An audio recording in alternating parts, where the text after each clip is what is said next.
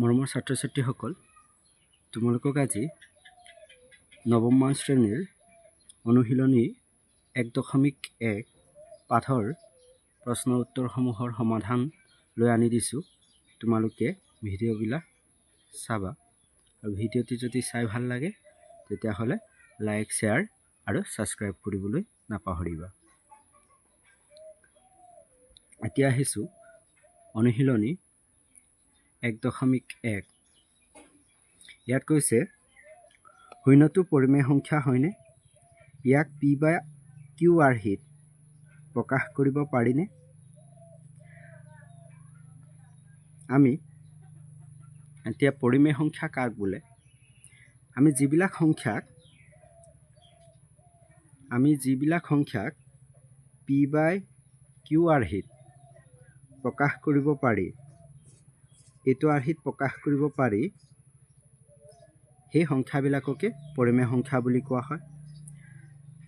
ইয়াত Q not equal 0, এই কিউৰ মানটো কেতিয়াও শূন্য হ'ব নোৱাৰে।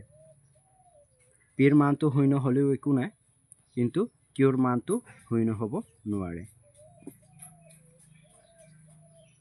এতিয়া চা 1 নম্বৰ,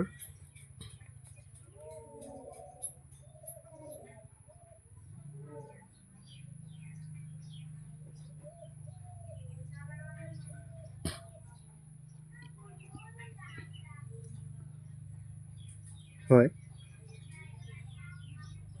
শূন্যটো এটা পৰিমেয় সংখ্যা হয়।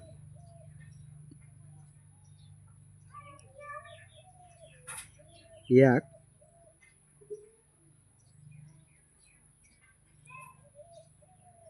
পি বাই কিউ আৰ্হিত প্ৰকাশ কৰিব পাৰি।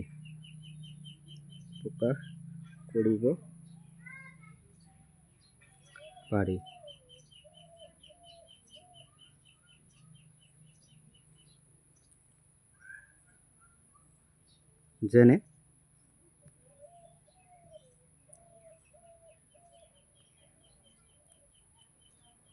0/1, 0/2 ইত্যাদি।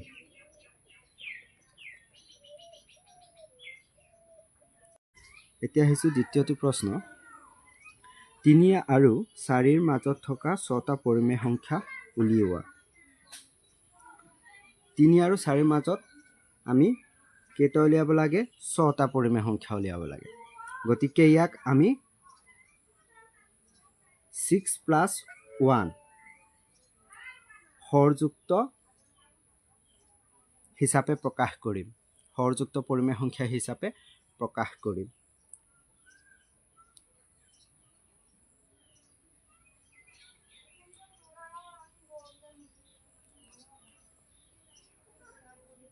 Three and 4, 6 + 1 = 7 হৰযুক্ত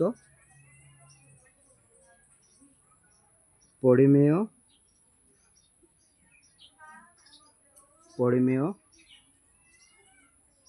সংখ্যা হিচাপে প্ৰকাশ কৰিম।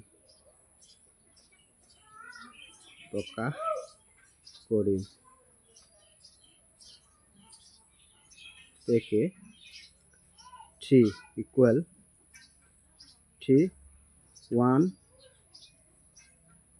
× 7, গতিকে ওপৰতো 7 পূৰণ কৰিম, = 7, 3 × 7 = 21, আকৌ 4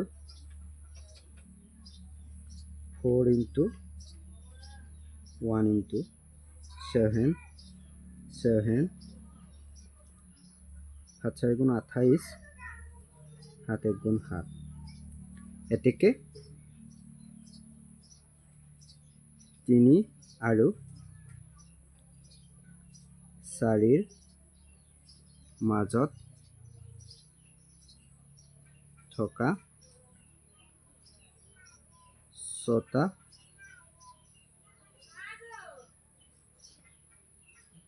পৰিমেয় সংখ্যা হ'ল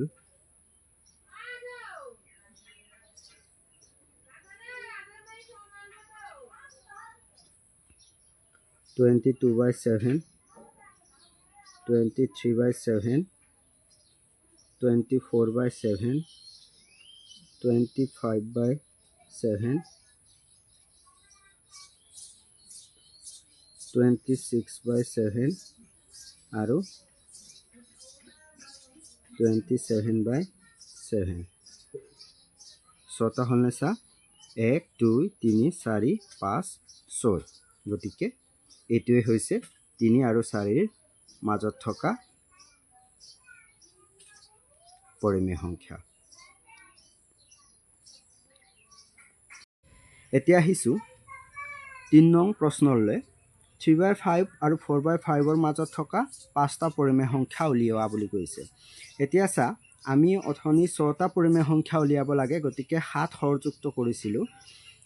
এতিয়া ইয়াত আমি 5টা পৰিমেয় সংখ্যা উলিয়াব লাগে, গতিকে আমি ইয়াৰ হৰটো কিহেৰে পূৰণ কৰিম? 6ৰে পূৰণ কৰি সেই পূৰণফলৰ হৰযুক্ত হিচাপে প্ৰকাশ কৰিম।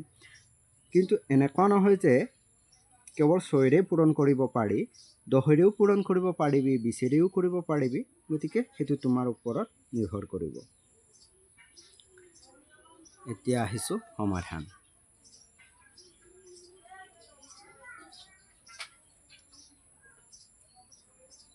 এতিয়া চাম 3/5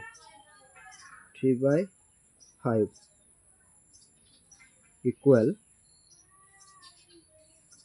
3 × 5 × মই 6ৰে কৰিছোঁ 6, 3 6 × 18, 5 6 × 30, আকৌ কি আছিলে 4/5 ইকুৱেল 4 × 6, 5 × 6 ইকুৱেল 30 and 24। এতেকে 3/5 আৰু 4/5ৰ মাজত থকা 5টা পৰিমেয় সংখ্যা হ'ল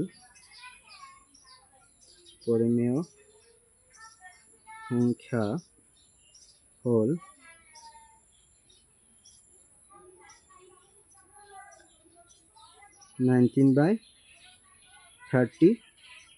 এটা 18 আৰু 20ৰ মাজত থকাটো লিখিলেই হয় হা। 20/30 ইয়াক এনেকৈও কাটিব পাৰি, 2 × 10 = 20, 2 3 × 3 × 30। গতিকে 20/30ৰ ঠাইত আমি 2/3 লিখিব পাৰোঁ। দুটা হ'ল। আমি এতিয়া কটাকটি নকৰোঁ, আমি যেনেকৈ আছে তেনেকৈ কৰি যাম। এটা দেখাই দিছোঁ তহঁতক। 21/30 এইটো কটাকটি যাব, সৰু কৰিব পাৰি, লঘিষ্ঠ কৰিব পাৰি। আমি নকৰিলেও একো নাই। 22/30, 23/30 5টাহে উলিয়াব দিছিলে, 1 2 3 4 5 হ'ল। নিশ্চয় বুজি পাইছা।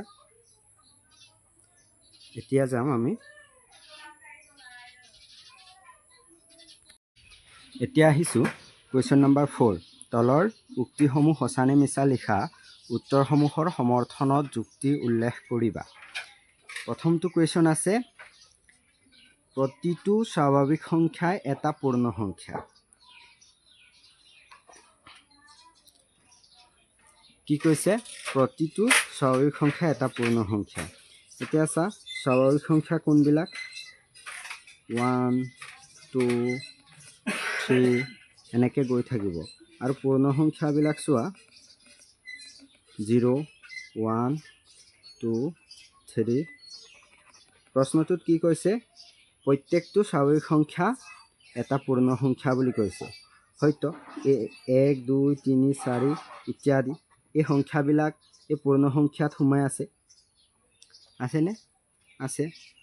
গতিকে এই উক্তিটো সত্য। কাৰণ পূৰ্ণ সংখ্যাবোৰৰ এতিয়া আহিছোঁ দ্বিতীয়টো প্ৰশ্নলৈ। কি কৈছে? প্ৰতিটো অখণ্ড সংখ্যাই এটা পূৰ্ণ সংখ্যা। এতিয়া অখণ্ড সংখ্যাবিলাক চোৱা। অখণ্ড ধৰা -3, -2, -1, 0, 1, 2, 3 এনেকৈ গৈ থাকিব। আৰু পূৰ্ণ সংখ্যাবিলাক 0, 1, 2, 3 এনেকৈ গৈ থাকিব। প্ৰত্যেকটো পূৰ্ণ সংখ্যা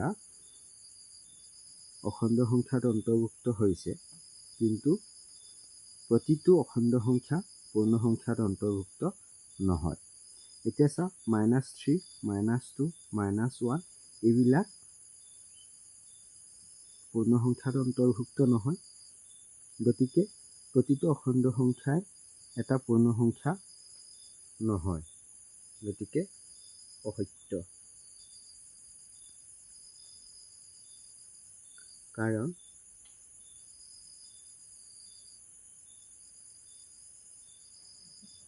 -2 এটা পূৰ্ণ সংখ্যা নহয়।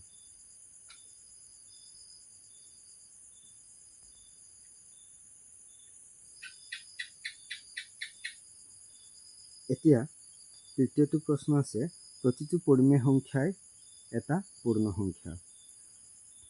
প্ৰতিটো পৰিমেয় সংখ্যা পূৰ্ণ সংখ্যা বুলি কৈছে, তেতিয়াহ'লে